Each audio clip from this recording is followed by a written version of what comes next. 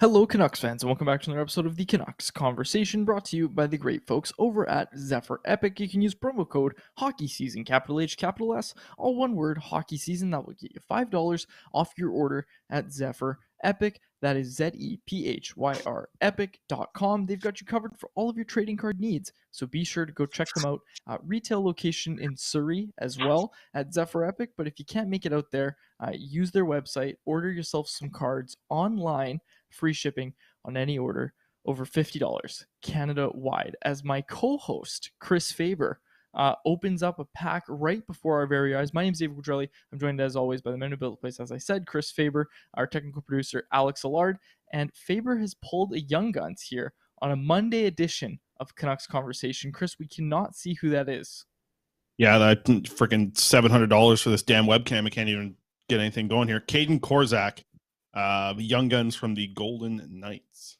Young Guns look they look a little different this year on the Series 1 cards. I'm not sure if I like it. I have seen there are some rookie Kuzmenko cards now out there. They're still calling them rookie cards. I haven't seen a Young Gun of him yet, but I have seen some rookie cards. The OPG has some rookie cards. So that's normally Series 2 of the Upper Deck cards, which I believe are available for pre-order now over on Zephyr Epic. Good folks over there. So go get yourself those Kuzmenko rookie cards. I know I'll be hunting for some Kuzmenko rookie cards, even if he's not a technical rookie. It's his rookie NHL card. Like, it's got to be worth something. That's pretty cool stuff. I looked on eBay a little bit today. There's like some 3D cards of him, some gold printed ones. They're going for hundreds of dollars. Like, the Kuzmenko rookie cards are they're off to a hot start right now. But I'm curious about that because, like, I feel like this could be like the most excitement for Kuzmenko for a card specifically, like right now. Like, I feel like it could just depreciate from now. And maybe he ends up scoring, even if he ends up being like a 30 to 40 goal scorer for like the next 5 years, you think like the hype right now has to be the highest it's been on the Andrei Kuzmenko card market. That's what I have to say about that. I mean, it could get higher. We'll see how this guy does. It's like his value. We keep talking about Kuzmenko, and I feel like we're blown away every time he suits up for the Canucks. Okay, so Zephyr Epic, that's where you go get yourself some cards. Be sure to go check them out. Chris, 30 seconds of dog. I'm afforded 30 seconds of dog. I don't want to talk about my dog. He's getting vaccinated tomorrow. I'm very excited. Being able to take him on proper walks, going to be very exciting. Okay, but I want to spend some time here talking real quick about the poutine dog that the Toronto Blue Jays will be offering at the Rogers Center this year. Alex, let's get a photo of this. There we go. Blue Jays will have a poutine hot dog, exactly what it sounds like, folks, for $9.99 at the Rogers Center. It's a hot dog with cheese curds, fries, and gravy on it. Are there fries in there, Chris? Like, that's what I'm trying to figure out. Are there fries, or like are those like hash browns? What am I looking at? Yeah, little chunks of potato, I guess, on there. It's kind of like you ever get those those crazy corn dogs that are covered in those little fried up potato things? You ever seen those? They got some of them down here. It used to be one of my favorite spots to get a snack. But yeah, I don't know. I've had so listen, they used to have this at Arby's, okay? I'm going to find it. I got to get a photo up here of it. They got the poutine dip at at Arby's. And that was really good, okay? It was an excellent sandwich, but it was too much.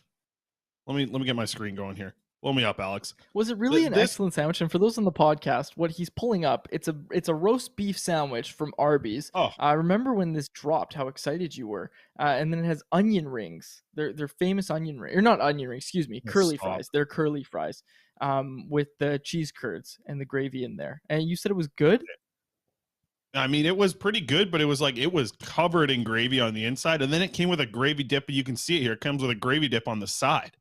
A little bit too much. It was just like it was too much. That's how I feel about the situation. And I'll tell you what, the curly fries are the best thing at Arby's. That's like, hands down for sure. You can see in the photo here, just gorgeous. Nice little crisp on the outside, some seasoning in there. They mix it up really good. I don't know, just didn't hit the spot. And I'm an Arby's supporter through and through. Big Arby's guy. Always have been, always will be. But the thing about Arby's is if they're famous for their meats and their sandwiches like that, I don't think that's their best thing. It's the curly fries, and that's what sets them apart. That's what really is their calling card to the fast food industry. It's you got to hit those curly fries hard. Corey Anderson says nothing from Arby's should ever enter a human body. I disagree. You get yourself the loaded curly fries. They got bacon, sour cream, cheese, shredded cheese, cheese sauce. There's a whole bunch of cheeses going on there. I tell you, the loaded curly fries, it's the best fast food menu item out there. And this, I tell you what, for $10, so $9.99, that's a hefty price for a hot dog, man. And you're looking at that hot dog, that's not a foot long, that's a 6-inch. Okay. Bun looks fine. But you get a little cheese on there. Here's what you do. You go out to Abbotsford. They have this exact same thing. They got the cheese dog out there. They don't use like cheese sauce or shredded cheese. They use poutine cheese. They put a bag of the poutine cheese on there. That thing out there at Lully's out in Abbotsford at the game. People are going to be going out to Abbotsford for the playoff games. Lully's dogs. You go pick one up there. Boom. That's what I'm talking about. Okay, I didn't mean for this conversation to go on for 5 minutes, so let's move on here. But the last thing I want to say about this is I feel like this is something you can make at home. Like, I feel like we could try this. You could go pick up any poutine from whatever fast food place you want. Hell, you can make your own. Got an air fryer? There you go. Do whatever you want. But you throw whatever poutine. Like, I'm trying to look at what that poutine looks like, and I'd say Harvey's. I know we don't have any in BC, but that looks like a Harvey's poutine right there. You could make that. You could make that, and I think I might just do that. Okay. I would try it. I know you would. If you're making hot dogs at home, you'd rather just have like a chili on there, right? Like, is poutine really is gravy the best topping for a hot dog? There's no chance. It's gravy's in the top 50, but it's not anywhere in the top 10 for a topping. I would try it. I'd still try it. Sure. I'd still try it. Doesn't change the fact that I would still try it. Yeah, but I'd rather have peanut butter and bacon on there on a hot dog. That's a good thing right there. The Landlubber used to have that back in the day. People in Nanaimo, they know what I'm talking about. Landlubber used to be big on the hot dogs. They used to have a full thing, a full menu just of hot dogs. Landlubber, I don't know what's going on over there. The wings aren't as good. The hot dog menu's gone. I haven't been there in a long time. It used to be the spot. Tough time. Commander Vander jumped in the chat, said, we really replaced the puppy updates with the heart attack minute, huh? And yes, it's this is what this segment should be called. Okay, let's move on, Chris. Let's talk about the Vancouver Canucks. A winning weekend for those Canucks, Chris. Picking up the win twice this weekend. What did you think? Like I don't even know where you want to start because I don't read the outline, but like, where do you want to start? I'll ask you because I feel like there's a few things that we can point at from this weekend. Yeah, I think this weekend told me that somebody should bring some gravy with them to a Canucks game and try and toss over a poutine dog to Kuzmenko, like Jesse just said in the chat there. I think that's a great idea. Let's get the weekend stats up here. We had a couple games on the weekend here, a couple guys putting up a pair of goals. We'll get the stats up real quick. I thought it was a good performance through and through for the Vancouver Canucks, specifically in the game on Saturday against those Dallas Stars. That's a good team there in the Dallas Stars. So over the weekend, you got a couple goals from Brock Besser, one of them empty net. Elias Pettersson had the 2 big goals yesterday in his game. But I want to bring this up with Brock Besser. I thought he had a really good weekend. I thought, plays 17 and a half plus minutes in the 2 games. Ends up having 14 shot attempts over the 2 games. That's the Brock Besser you want, man. And I feel like we've been giving him props over the past few weeks here on this show. I really think you're starting to see Brock Besser kind of find his own. And I think that's the interesting thing is he's finding his own thing that works. He's not finding the thing that a lot of people painted him as, right? Like he's not the for sure sniper on the team anymore. He doesn't have the best shot on the power play anymore. But man, like he is finding what is going to give him success right now. And I wonder what that means for his future, whether it be with the Canucks or with somebody else, is he's changing the narrative a little bit about the player type that he is. And I think it's going to benefit him in the long run. I don't know what the future is, what's going to happen this offseason. But I tell you what, just watching him play of late, he's looking pretty good under Rick Tocchet. I think he's really finding his own and getting into one of those streaks where you really like Brock Besser on a nightly basis. And I don't think that happens every season from game 1 to game 82. There are ups and there are downs with Brock Besser. But right now, as you can see from the stats, 8 individual scoring chances over 2 games. And like I said, 14 shot attempts. Great stuff from Brock Besser over the weekend. I really liked his play. And I think he's a guy who's showing that he belongs in this top 6 for sure if he's back here next season. We've talked about it, and it's the play at both ends of the ice, right? Like you're seeing it at both ends of the ice, and it's nice to see him get rewarded. Obviously, the empty net goal last night, and that was nice to see as well. Like it's good to see him getting rewarded. Sure, it is an empty net goal, but you're seeing his ice time go up under Tocchet, and you're seeing him just look like more of an NHL player, to be honest with you. Obviously, like you said, the scoring's there, but the defensive play as well. Like he is really holding his own, and look, like before talk got here, we would never be talking about Brock Besser as a North-South player. Not sure if that's because nobody talked about North, South, East, West before Talkett started saying it, but I digress. I'll say here, Brock Besser has looked a lot more like a guy that can fit in a Rick Tocchet system. I've been impressed with him. Another guy that I want to shift the conversation to a little bit here is Jack Rathbone, friend of the show, right? Jack Rathbone obviously scoring that goal in the first game. Looks really good. Like I think he looks right at home on an NHL blue line right now. Now, the question I have for you, Chris, is do you think that we might see Jack Rathbone stick in the NHL this time around? Like, do you think Jack Rathbone might actually be able to hold a spot on a Rick Tocchet led team? Like, is the presence of a defensive system, which let's be honest, the Canucks didn't have much of before under Green or Boudreau for that matter, is the presence of a defensive system going to help Jack Rathbone stick in the NHL? I think it'll help, but it also helps Christian Wolanin. You know, these guys who have gotten a chance to play games in front of Rick Tocchet and get an opportunity to showcase what they can do. Like Wolanin's been the guy who I think has impressed the most out of the guys who have come from the AHL, right? Like I'm trying to think of another name. Like I guess Phil DiGiuseppe is the other one to kind of put into the conversation here, but a lot of the defensemen are going to benefit from a structure. And I think that Jack Rathbone is certainly a guy who you want to have success because if he does reach his potential, he's going to be a very effective bottom four defenseman. That's kind of what you expect from him if he continues to thrive and can find a role on this team that makes a lot of sense for next season. And that's the most important thing, right? Like if he can find that spot that makes sense for him, whether it be on a third pairing with who knows Tyler Myers or if he's playing with Filip Hronek, like I think that's the interesting one there. If you're really looking to get the highest potential of puck movers, it's the idea and the hope, and you know it's not necessarily the thing I would bet on happening, but you know if Rathbone can find some success with Hronek, you really like what the potential is on that pairing. I just don't know if he's at that point to put him ahead of guys like Christian Wolanin on the depth chart going into next season. I think Wolanin's showed that he can play at the NHL level. He's been excellent at the AHL. He thrived in the opportunities that were given to him there. But I tell you, like Rathbone is going to have to improve again. Like we've had excitement about Rathbone for a long time. He now needs to improve just his play in his own right and fit better with this team and do a lot of little things this offseason to really secure a spot in the NHL next season. Because this year, I think there was a lot of hope that he could do that. And obviously starting the year, getting an opportunity to play early on in the season and a lot of healthy scratches, a shot down to the AHL. I think he's got to make improvements. The level that he's at right now, he's getting older. He's getting to that point where you have to, you know, kind of jump into the being a full-time NHLer or being a guy who's really good in the AHL. And I think that Rathbone needs to take another step this offseason to get him to that point of being a guy they trust on opening night to go in the lineup. My other takeaway from the weekend, Chris, Filip Hronek is a fantastic defenseman. Like Yeah, you watched really him play, and it's a small sample size. I admit it's a small sample size, but man, does he look like something that this team's needed for a very long time, right? Like he, there's no other way to put it. He moves the puck well. He plays defense well. He is, I think, most important of all, taking away ice time from Quinn Hughes, which sounds like a bad thing, but when you look at how much Hughes was playing, it's a very good thing, right? Like it's a good thing that Quinn Hughes all of a sudden isn't playing close to 30 minutes a night. And I remember the other day you and I were having the conversation of, is Hronek's ice time closer to 20 or 25 minutes?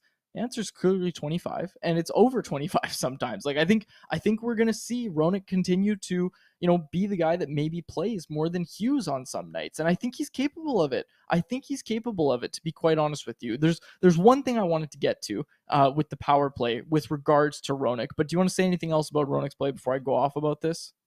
No, I think I know what you're about to go off on, but I agree. I think depending on how the game plays out, like I would like to see for next season, Hronek have more penalty killing minutes than Hughes. I think that would be a good thing. I think that's a good thing for Quinn Hughes to get the best out of Quinn Hughes. I also wouldn't be shocked to see if 5-on-5 ice time is something that Hronek's beating Hughes in and every night, right? Because Hughes is going to be relied upon to eat a lot of minutes on the power play. I get that. He's also going to get some time on the penalty kill.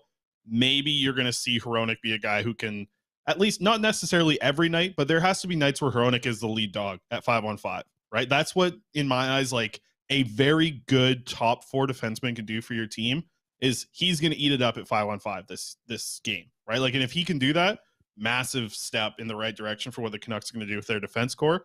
and they only had to give up a first and a second round pick for him. So there you go. There you go. I do. I want to get to the. I do have some McDonough stuff I want to get to. I got some great photos of him and his family. But let's get to your Hronek takes. I think. Can I guess what you're gonna say? I mean, sure. I think we've had the conversation, so it might be a pretty educated guess. But go ahead. this whole Filip Hronek on power play with Quinn Hughes, you could take it and throw it out the window. That's what I think you're gonna say. This old two defenseman set, it doesn't work. Get Hronek on the second unit, just sending bombs. Like I haven't seen that bomb that everyone's talked about yet from Hronek as a Canuck, and I know short sample size. He's just not finding it on the power play. And I think the similar thing when he was on the power play with Quinn Hughes, JT Miller was absent too. JT Miller was not involved in the power play at all when both those defensemen are out there. He's just there taking up space. And listen, JT Miller, you can knock his game for certain things. Power play is not one of them. Right? Like that's where he is a very good NHLer. He is one of the better power play players in the NHL. And when he's not engaged in a power play, you got to make some moves. You got to get this guy engaged, and just looked a little off. I like that they tried it. I really think they had to try it, but I hope that's what you're talking about, because I'm done with the Hronek on PP1 with Hughes thing. He might, see what happens when he looks on power play too. I think that's a better option because the second unit likes to shoot the puck and funnel pucks towards the net. Send Hronek in his big bomb that everyone's talking about out there too. I want to see that. You know what I want to see more, Chris? Like, yes, you're right. The take was basically Hronek probably shouldn't be on the first power play unit if you're going to have two defensemen. But I would take it a step further and say Hronek shouldn't be on the Canucks first power play unit, right?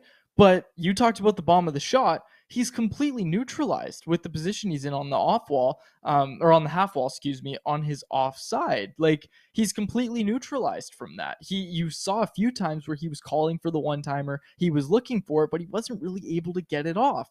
With the Detroit power play, that's just not where he played. Like that's not how it worked in Detroit for Hronek. What I would like to see is if you want to put Hronek on the first power play unit, I'm not saying I would go four forwards. Right? I don't think that's a hot take. But if you're going to go with Hronek on the first power play unit, this power play unit needs to learn to rotate positions. They need to start moving a lot more. And we've talked about it so many times. You look at the Edmonton Oilers power play, right? Where everybody's in every spot seemingly all at once. They're always rotating. They're always moving. And each guy is capable of doing a different role. Get that rotation. It shouldn't just be Hughes at the top dishing to the side to the other side. It needs to be a rotation where sometimes Hronek's at the top. Right? Like maybe you have Hughes and him switch and Hughes is coming down on the left side on his strong side, right? And then he's able to dish to the middle a little bit easier. Get some different looks if you're going to keep Hronek there. I don't hate the idea of him there. I hate the idea of him there on how the Canucks power play currently runs. There's not enough movement, and we've been criticizing the Canucks power play for it a long time now, I'd say. But when you see Hronek there, it really is kind of exaggerated, I would say, that this power play doesn't have enough movement on it. You know what? I thought they were doing that for a while. Like Pettersson was getting a lot of touches at the top of the zone. Hughes was moving around a little bit. And yeah, I think that they just tried to force something a little bit with Hronek. And I think there could be an option there, like to move things around. But I think with the bodies that you have, you have the options. Like Kuzmenko should be on a first power play unit. JT Miller should be on a first power play unit. Pettersson should be on a first power play unit. You can say the same for Brock Besser as well, if you can find the spot for him. Like you have four forwards that should be on a first power play unit. You should just go with that. That's the way I look at it. I don't think you need to force it too much. And I think that was the interesting thing is Tocchet made that adjustment in game yesterday, right? Like he started with that in the game. Come out in the second period, I believe it was, or maybe they came out in the third. Whatever it was, they came out of a period and they end up getting another power play goal. And it was with one defenseman, and the defenseman was Quinn Hughes. So at least they adjusted. They wanted to have success. Obviously, that's what this team's been up to.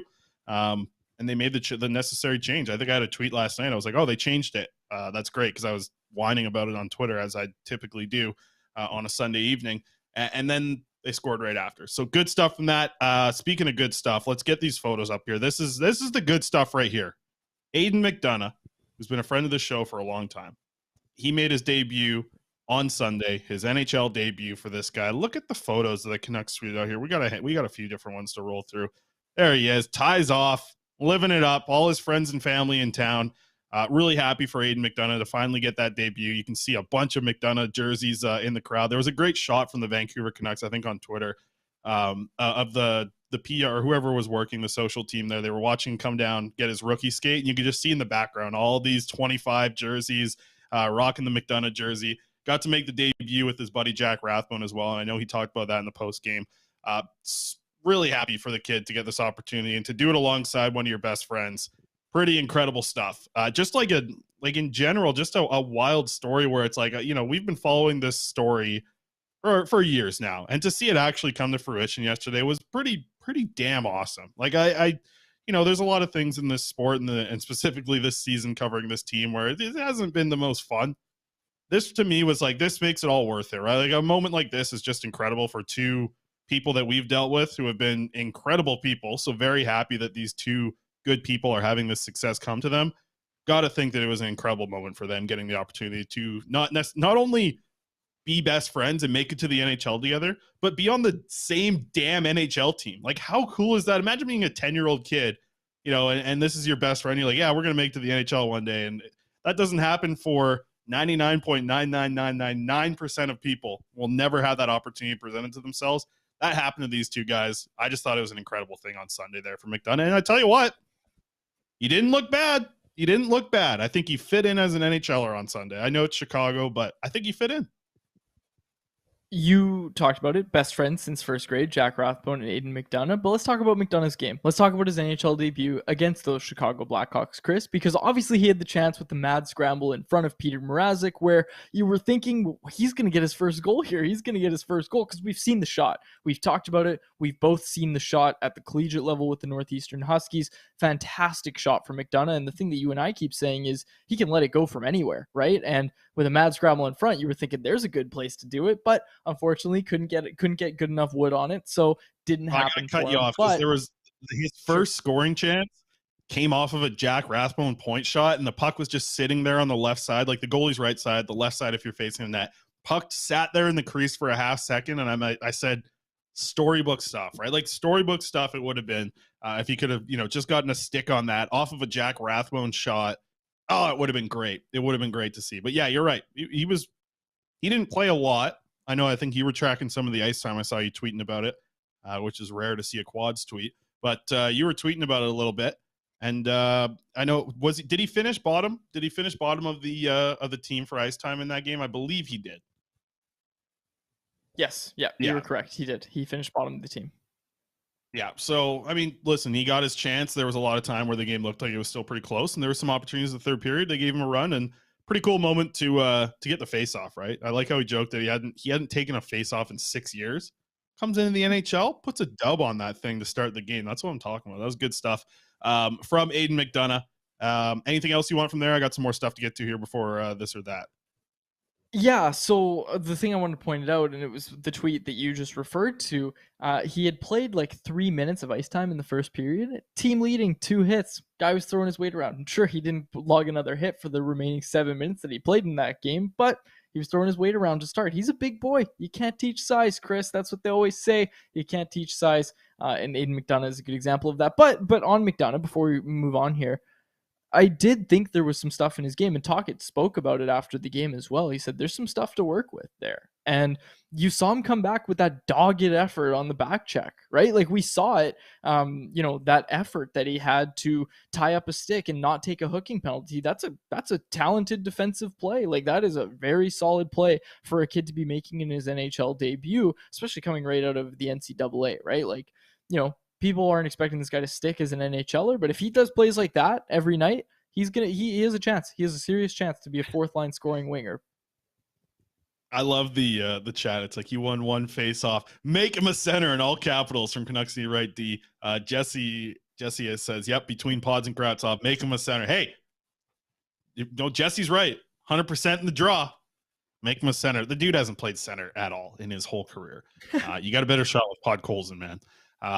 That would be interesting. Imagine Podkolzin sticking around in Vancouver for the summer, working with Yogi, working with Tocchet, and becoming a center next year. Bruh, that would be awesome. That would be incredible. I do want to bring up something else regarding Podkolzin. Dude should be killing penalties, 100%. But the Canucks now have a NHL leading 14 shorthanded goals this season. They picked up a shorthanded goal from Dakota Joshua on Saturday. Another nice one. Quads, do you think you can name the NHL team that does not have a shorthanded goal this season? There is only one team. So the Canucks have 14, which is like high. It's top of the league. There's still a team in the league without one. And I'll give you a hint, but I don't think this is a great hint because you probably could have guessed this. They suck. They suck really bad. This is one of the worst teams to watch this season. But I was shocked that the Canucks have 14. And can you guess this team? And everyone else can try and guess in the chat. This team does not have a shorthanded goal yet. I'm going to go with the Arizona Coyotes. You're pretty close. You're very close. I'll let you guess one more time. This is also a very bad team. The Canucks recently played them. And I'll give you this. I think their best player is their goaltender, but he's not going to be able to score any shorthanded goals. But he definitely keeps a lot of pucks out on the power play. Anaheim Ducks. John Gibson is the goaltender you're talking about. Oh, yeah. And I see some San Jose, Columbus, Chicago, some guesses in the chat. It's Anaheim. Lisa nailed it. She said the Ducks. Yeah. So, yeah, it's been a tough run for the Ducks. I found that shocking that one team has 14. The other team has 0. Like, that's a huge swift there from top to bottom. I want to bring up the goaltenders as well. I know you're going to like this. This is for you. Thatcher Demko, he's been great ever since coming back to the lineup. Let's get this up here. The goalies over the last 12 games here. So the Canucks are 10-2-0 over the last 12. You've got 9 starts from Thatcher Demko. You've got 2 starts from Colin Delia. You got 1 start from the man himself, Archer Seeloffs. He's got 1 start too, but no Artie Party today that much. We don't have much to get into with him. Demko, go. What do you like? Or Delia? Like both. You see the stats on the screen here. Delia's last 2 starts, he's got basically a .940 save percentage. He's been good. He was really good on Sunday. Better save percentage than Demko. That's what surprised me the most when I was reading the stats today. Is better save percentage than Demko. So again, only 2 starts. But I spoke about it last time we talked about Delia, and I'm really interested to have this conversation with him as soon as they get home. I might have send you in, given the situation with the dog, but I want to talk to Delia. Like, I want to see kind of where he's at in his game, how the season's gone compared to what he thought it was going to go like when I spoke to him before the season had begun. I'm really curious. I'm really curious to see how he's feeling because, let's be honest here. I think the goalies are benefiting from some better defensive play in front of them. But I think there's no denying that the goalies have been great. Like, the goalies have been a lot better than they have been at any time this season. And I don't know, like, there's a lot of psychological stuff that goes into it. And we saw, look, Spencer Martin was a fine backup last season. And then as soon as he got thrust in the starter role this year, him and Delia kind of crumbled, right? Like, the Canucks goaltending wasn't good enough when Thatcher Demko went down. So you just wonder if Delia is just benefiting from, playing in an actual backup role. And no, I guess maybe also you don't have anything to lose because of where you're at in the season. But also, the team in front of him definitely playing a lot better as well. So there's a lot that goes into it, but I am really curious to have that conversation with Colin when I can. Sure. Right. Made a lot of improvements. It'll be interesting to battle now. You have at least, how much do we hear NHL teams talk about internal competition being so important? Hey, Colin Delia, Spencer Martin, right? Spencer Martin's getting a good run in the AHL. He's getting a lot more starts than Delia is, but Delia's looking good in those limited starts. And I tell you what, if you're auditioning for the backup role, what Delia's doing right now is a nice little thing on his resume for next season. But goaltending, who knows what's going on with goaltending? I don't know anything. People got all fired up in the chat too. So let's just give them a little taste of it.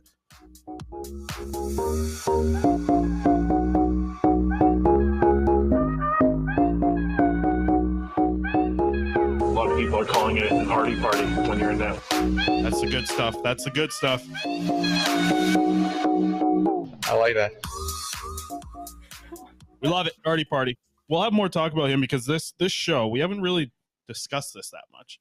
But, going into the off season, we're not going to be here 5 days a week. We know that. I think everyone in the chat hopefully knows that. We're not going to be here in July doing Monday to Friday shows. But with the Abbotsford playoffs, we are going to try and make sure we follow every game. Something like that. We haven't decided on a schedule just yet. But watching Abbotsford in the playoffs, we're going to have a lot of shows probably doing just some Abbotsford Canucks specific talk. So excited for that as they clinched a playoff spot. Good job with the graphic there, Alex. But quickly, as we wrap up the Vancouver Canucks, because we got a lot more stuff to get to, the reverse standings. Let's get this up. The Canucks are, they are just barely hanging on. They are just a couple of points away from actually being a team not eligible, not able to even draft or have a chance of winning the draft lottery and getting a chance at Connor Bedard. Listen, they're 8-2-0. We just talked about it. They're 10-2-0 over the last 12. They've been playing some good hockey. Ooh, man. I don't know what to say. Okay, I'm not surprised. I just don't know what to say. I've thought about this a lot, Chris. I thought about what I was going to say. I was actually in the shower today and I was thinking about this, about what I was going to say about this, because you're right, 3.5% chance at first overall. The only team with lower odds is the Washington Capitals at 3%. And then if you're 12th, right, in the reverse standings, you don't have a shot. So if you're out of the top 11, you do not have a shot with the new rules at winning the draft lottery and getting the first overall pick. You can still win the draft lottery, quote unquote, but the highest you can move up is second, and so on and so forth. You get it, folks. Okay, so I thought about this. I thought about this today, about what I was going to say, and it was in the context of thinking about what we've seen from the team with Rick Tocchet. And before Rick Tocchet came aboard, Chris, how often did we say nobody's going to buy it if they have a late season push? Like, nobody's going to buy it after the Boudreaux debacle, everything that happened there. Nobody's going to buy it if this team just goes down the stretch and wins. A lot of people are buying it. And to some extent, that includes us, Chris. That includes both of us. We've talked about this one just feels a little bit different. We've talked about all this, right? And to some extent, I believe that. Like, to some extent, I truly do believe it, that this team, if they can keep playing like this going into next season, if they get the goaltending, they're going to be fine. But if this team, Chris, comes into next season and lays a stinker out of the gate, right? And Thatcher Demko's not up to par, no reason to believe that he wouldn't be, but if they don't get the goaltending that they need in order to succeed as a team, if they don't buy into the team defense, all the things that we've spoken about with Rick Tocchet that's led this team to be successful, if they come out of the gate and have another season where we just repeat this cycle of we're out of the play, we're talking about being out of the playoffs by November, basically, right? Where this team's, playing meaningful games in November, hopefully, right? Like they were this season, where it was clear they were out of it really, really early on. If they have another season like this where they're out of it and then they land in the mushy middle, and then heaven forbid this happens, but they go all in again at the deadline because we just need one more piece to be a playoff team. If they repeat this cycle next year, this year will go down as the worst of them all. This will be the year where Connor Bedard was the one that got away. Now, I know what a lot of fans are saying. They're going to come out and say, well, the Canucks would never win the draft lottery anyway. They're not going to get Connor Bedard. This is a draft that you want to have a high pick in. It is. That's all it comes down to. And I'm sorry, but if you're a fan of this team, you're probably a fan of Elias Pettersson. You're probably a fan of Quinn Hughes. Those guys were drafted at 5th and 7th, respectively. Okay? You need to get those picks. Even if it's 5th or 7th, you need those picks because that's where the difference makers are. That's where you land difference makers. It's not in the 15 to 30 range. And, I know Brock Besser's in that range and whatever. Let's not get into technicalities right now. But a top 5 pick or a top 10 pick in this draft is great. And the Canucks might still get top 10, but the higher, the better, right? And if this team completely loses all odds of winning the draft lottery and getting Connor Bedard, I'm sorry. This will go down as one of the worst years, I think, in the franchise's history, to be honest with you. Yeah, I mean, listen, it's got a chance to get to that. I mean, it's unfortunate, but yeah, I mean, that's the thing. It's like here's the way I look at this is you can't waste this, right? You can't waste this winning because you don't want to simply just waste away. Just keep rolling, Alex, till you hit something over there on the draft lottery simulator. But you can't waste the wins now, right? Hey, there it is. Only took 3 tries. Canucks won the draft lottery. Let's go. These wins can't just mean nothing because last year you did this and the draft, the draft lottery.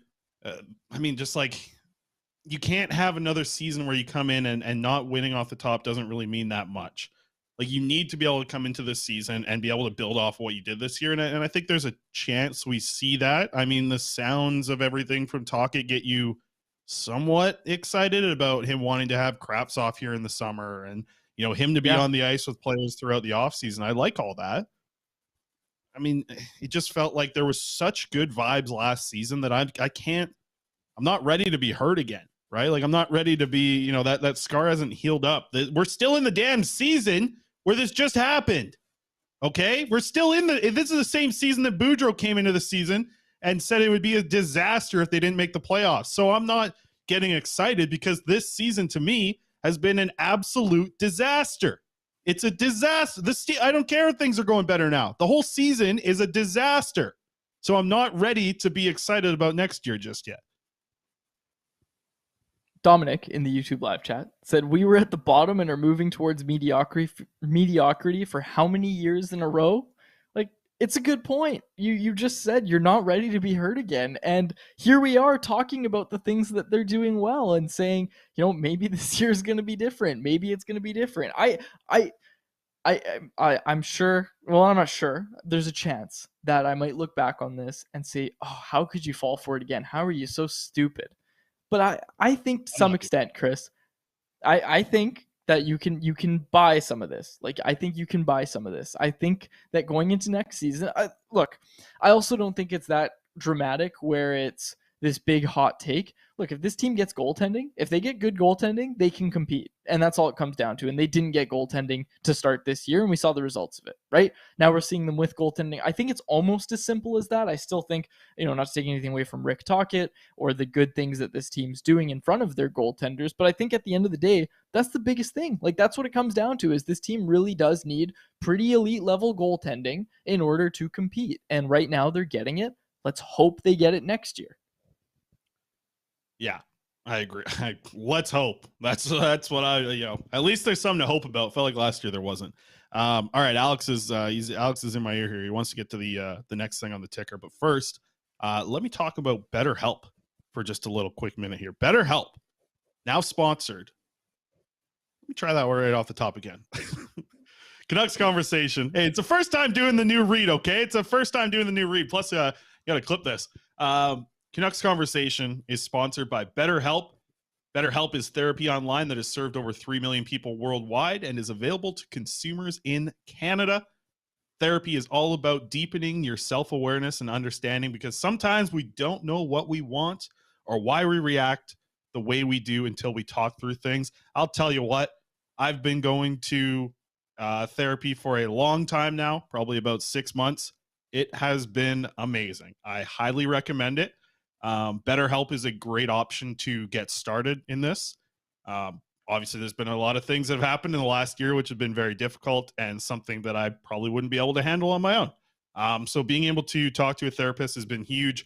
BetterHelp connects you with a therapist who you can take on the journey of self-discovery from wherever you are. As the largest online therapy provider in the world, BetterHelp can help provide access to mental health professionals with a wide variety of expertise in mental health. Our listeners, listen to this. They get 10% off their first month at betterhelp.com/convoca. That's better, HELP.com/convoca. That is our promo code, convoca. BetterHelp, great option to get you started with therapy, because it's been very helpful. That I can attest to you for sure. Let's get to it. We got a video. We got some music. Hit it, Alex. Let's get to this or that. Here we go. This or that. Quads, this is where I throw things at you and I get you to decide. The first thing or the second thing. I don't know how long we're going to let this music run. This is Harmon's rock music. By request, Harm wanted this. Oh, yeah. I don't know. All right, let's get to it. This or that. Quads, first question. Who has impressed you more this season? Neil Zaman or Christian Wolanin? I would say Neil Zaman. Now, I know I have to elaborate on that. I'm just trying to think about what each guy has done this season. And for Wolanin, like, let's look at it. He's been a phenomenal AHL point-producing defenseman, right? He's played at both ends of the ice super well, impressed in training camp for the Canucks as well, and in the preseason. I was a little surprised he got sent down, but has also looked good at the NHL level. That being said, I think Neil Zaman's defensive capabilities and just overall two-way play has been a revelation that I don't think anybody would have expected. Like, I think to some extent, when the Wolanin signing happened, look, older player as well, older than Amon. When it happened, I think a lot of people looked at it and said, like, I know there was Kings fans even who said, like, this might be a guy who we shouldn't have let get away, right? Didn't get a lot of playing time during the pandemic. We've had him on the show. He's spoken about it.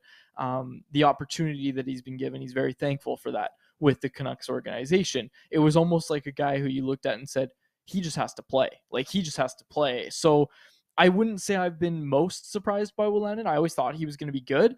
Admittedly, I didn't think AHL All-Star, NHL call-up and looking competent in those minutes was on the horizon for him. But for Amon, when that signing happened, I really didn't think anything of it, right? Like, here's a guy who, I believe it was Colorado that drafted him and, passed on him. He couldn't earn a pro contract with them.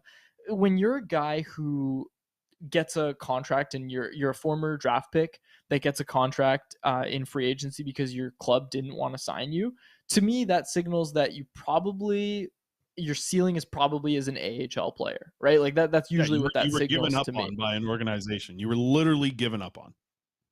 Exactly. And that's usually what that signals to me, is that you're going to be an AHL player for the rest of your career, if you even have an AHL career. Okay. So that's what that signals to me. So I didn't think much of Niels Amon, but then right from training camp, we saw him come in, and this is something Bruce Boudreau talked about a lot at the game over in Sweden, where he has such a good understanding of the defensive side of the game.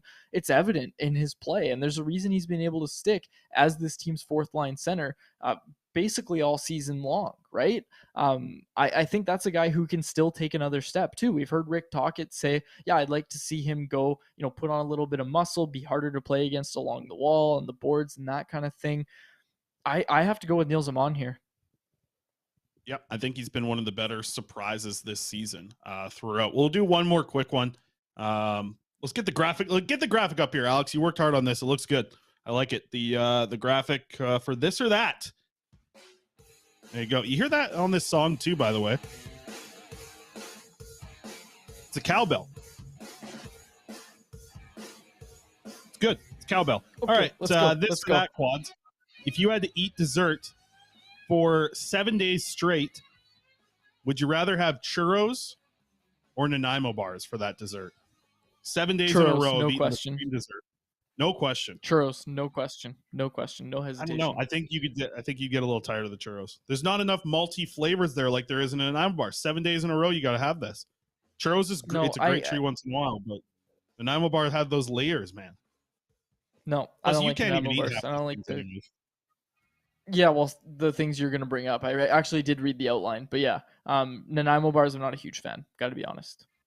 All right. Well, we'll save some of these other questions later on. I do have a bunch of odds and ends to get to. Let's kill the beat here. Okay. All right. Let's get to odds and ends and let's get out of here. All right. Max Assassin. He's joined. He's going to be the assassin down there on the fourth line with the Abbotsford Canucks. Signed an ATO with Abbotsford, obviously coming out of Western Michigan. He was the center on that line. Let me get you some number. I tracked 25 games over the weekend of Max Hassan. He's not good in the face-off dot. He's a bad face-off taker in the NCAA. He was 44% in the face-off dot, and while shorthanded, only 34% in the face-off dot while shorthanded. He averaged 1945 minutes of ice time this season. So good amount of minutes for him. Here's the interesting thing. This is what I tracked at 5-on-5. Hear this out. So over 25 games, the 25 that I tracked, he was only on the ice for 7 goals against at even strength. So defensively, pretty damn good. I looked through and listen, Western Michigan had a pretty easy schedule. I wouldn't say they had one of the harder schedules in the NCAA for hockey. They played some good teams. And you go through 25 games, you're only on the ice for 7 goals against, and you're playing 20 minutes a night. You'd be curious to see what this guy looks like defensively. And here's what I really liked. So I think there's a difference between looking at a player's Corsi and looking at a player's expected goals, right? Like obviously there is. Corsi is shot attempts. Expected goals is more about, where the shots are coming from. And I think when you have a higher control of expected goals, I think it's what you're doing is a good job once you're actually in zone. Because I think that you can benefit from having a good Corsi by firing a lot of shots. This is a good example of the Carolina Hurricanes. They love crossing the blue line and getting the puck towards the net. You won't see as many scoring chances because they're going to see a drop in their Corsi if they get that. So they're going by volume more than anything. Sasson had very good Max Sasson, that's his name. He had a 61.8% Corsi, which is very good. Okay, this is 25 games I tracked in the NCAA this year. A 61.8% Corsi 4, but the expected goals, even better than that, 68.3% control of expected goals, nearly 70% control of expected goals. And listen, he was on a great line. Those two guys that he played with there, McAllister and Poland, they're great. But yeah, really good defensive numbers. Curious to see what this guy looks like. Looks like he's going to be joining the Abbotsford Canucks in Manitoba, who play there Wednesday, and we might have somebody from Abbotsford on the show tomorrow as well. He's a Dan Milstein client. I had a question about this in the mailbag that I wanted to address real quick. So like, if you have so many players coming from one agent on your team, is it going to be a bad thing?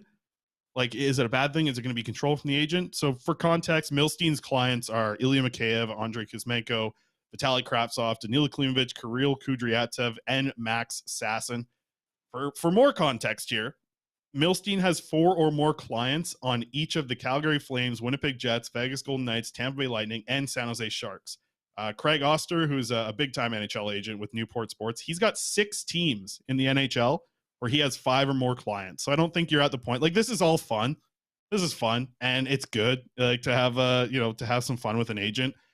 I don't think this is a bad thing at all, having a lot of players on your organization. Here's why.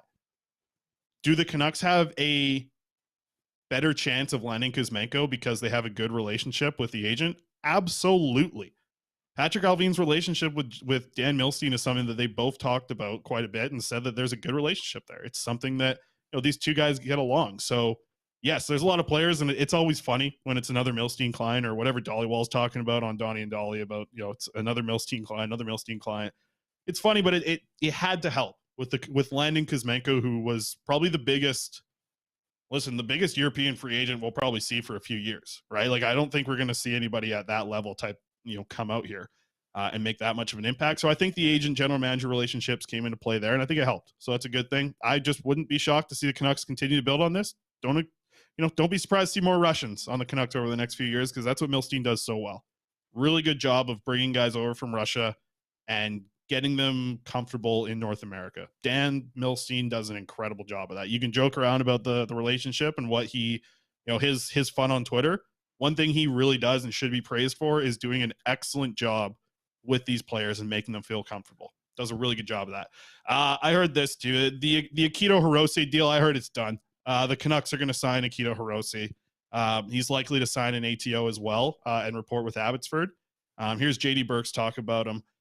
He says he's an intelligent, detailed, mobile defenseman who profiles as a modern defensive defenseman. Hey, lots to like there. Get him in the lineup. Play him with Hronek. Hirose and Hronek. It's got a good ring to it. Let's see what happens. Get him in some action. I'd personally like to see Hirose on an ATO, getting an opportunity to play in the AHL playoffs a little bit. I'm not sure. He might be at the level where you kind of need to burn a year on his deal, just because he is a higher level NCAA free agent. So I'll keep an eye on that.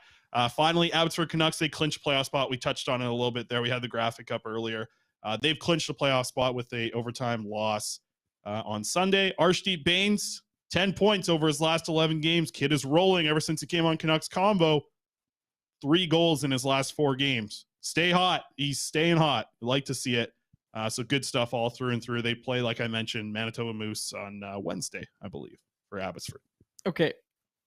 This has been in our work tape or outline or whatever at the bottom there under extra, because I gave you this take about a month ago and I've been meaning to get to it.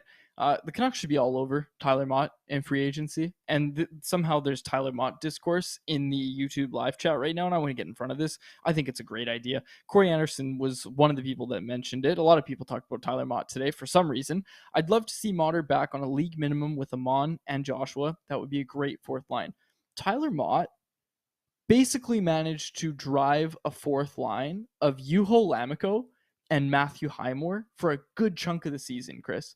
If you're looking for a good fourth line, you're looking for a solid penalty killer, if you can get Tyler Mott back, like let's say, give him the Lazar, give him a 3-year deal at $1 million per year, right? If you can get Mott at that, or even $1.5 million, I don't care.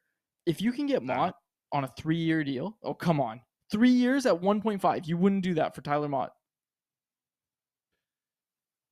No. I wouldn't. Why? That's a He's a fireable fourth- he's a offense. You fourth shouldn't liner. even be on this He's show. a fourth liner. He's a fourth liner. So- Good fourth liner. He's a fourth liner who is going to elevate the play of the rest of your fourth line. Okay. Sure. And he's also somebody that if you bury that contract, if for some reason you need to bury that contract, here's a hint, you don't need to at any point. Okay.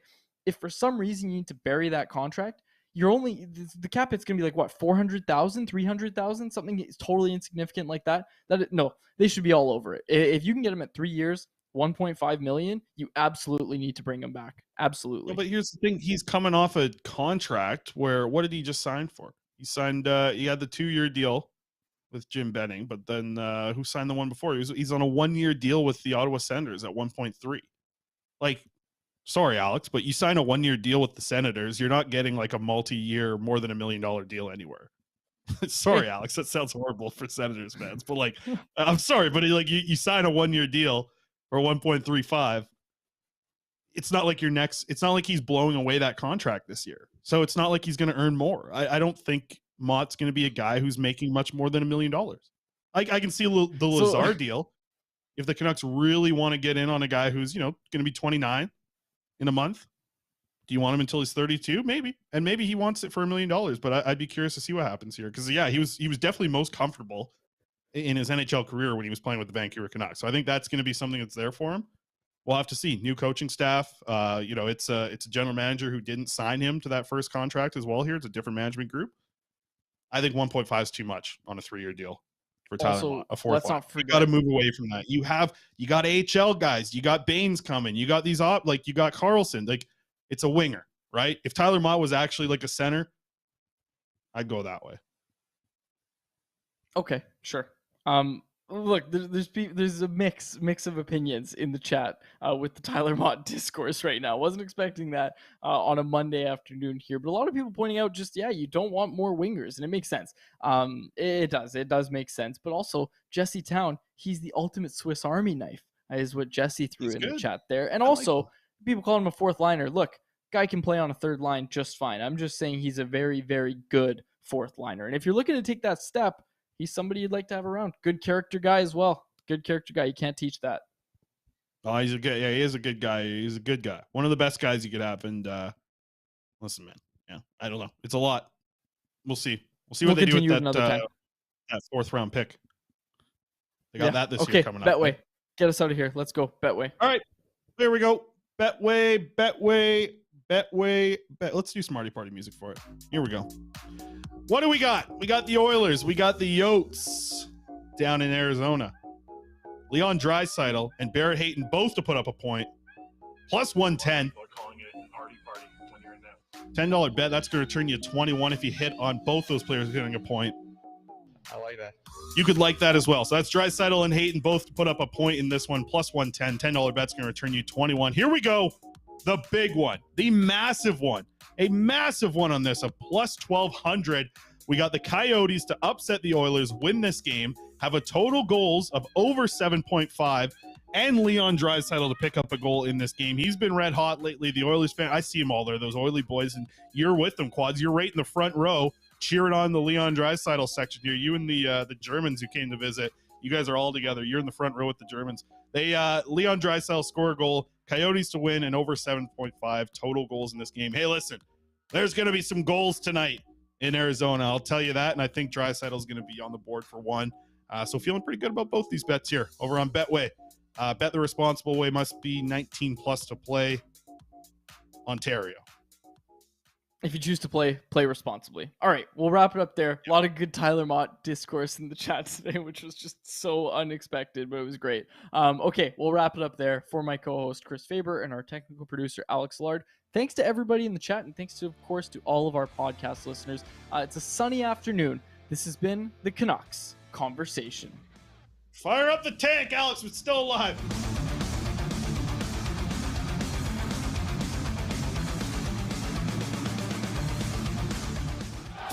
Thanks for listening to Canucks Conversation. Hit the subscribe button to never miss an episode. How about keep it to a thank you, Jim?